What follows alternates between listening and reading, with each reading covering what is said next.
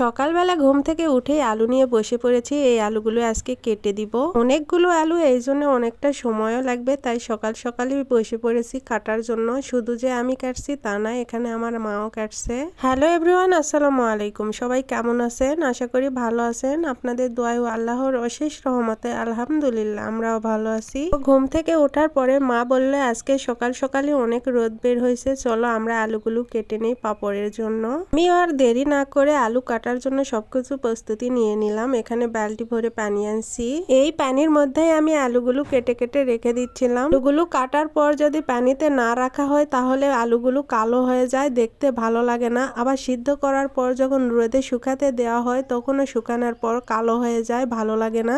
অনেকটা আলু কাটা শেষ হওয়ার পর মা আমাকে বলল, তুমি বাদবাকি আলুগুলো কেটে নাও, আমি তাড়াতাড়ি এগুলো ধুয়ে পরিষ্কার করে চুলার উপর সিদ্ধ করার জন্য দিয়ে দেই। আলুগুলো কাটতে কাটতে অনেকটা রোদ বের হয়ে গেছে। এই আলুগুলো আজকে বিলে শুকাতে দিবে, এজন্য মা তাড়াহুড়া করেছিল।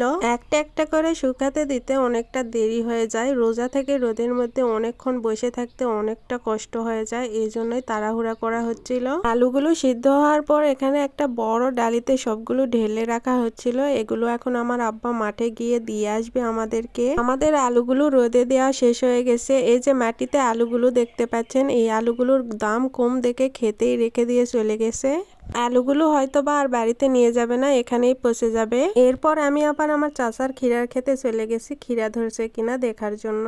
গিয়ে দেখি ক্ষীরার গাছে অনেক ফুল ধরছে আর ছোট ছোট ক্ষীরাও ধরছে, এখনো তেমন একটা বড় হয়নি। এইগুলোই আমি দেখছিলাম গাছগুলো উল্টে উল্টে যে বড় আছে নাকি ক্ষীরা, কিন্তু আমি একটাও ক্ষীরা পেলাম না। এই জন্য মন খারাপ করে চলে গেলাম আমার বাবার আলুর খেতে। এই আলুগুলো আর কিছুদিন পরেই উঠানো হবে, এখনো দিয়েছে। পাশে আরেকটা ক্ষীরার ক্ষেত, এই গাছগুলো অনেকটা ছোট। তারপর আমি চলে এলাম আমাদের পটলের ক্ষেতে গাছগুলো দেখার জন্য।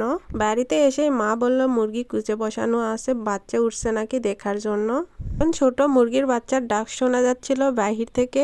মুরগির কাছে গিয়ে মা মুরগিকে উঠানোর পর তো আমি অনেক খুশি হয়ে গেছি, কারণ আমাদের মুরগির সব ডিম থেকে বাচ্চাগুলো বের হয়ে গেছে আর মাশাআল্লাহ দেখতে অনেক সুন্দর হয়েছিল মুরগির বাচ্চাগুলো। এরপর আমি একটা গামলা নিয়ে গিয়ে বাচ্চাগুলো সব উঠিয়ে এনে রোদে দিয়ে রাখছিলাম। বাচ্চাগুলো একটু শক্ত হওয়ার পর তারপর টোপার মধ্যে রেখে দিলাম। এরপর আমি বাচ্চাগুলো এবং মাকে খেতে দিয়ে দিব। এই ছোট্ট ছোট্ট খুদ সেগুলোই দেখাচ্ছিলাম। বাচ্চাগুলোকে কিছুদিন ধরে এই ছোট ছোট খুদগুলোই খাওয়াবো, কারণ অনেকটা ছোট, যদি গলায় আটকে যায় অন্য খাবার দিলে, তো একটু বড় হয়ে গেলে অন্য খাবার দিয়ে দিব।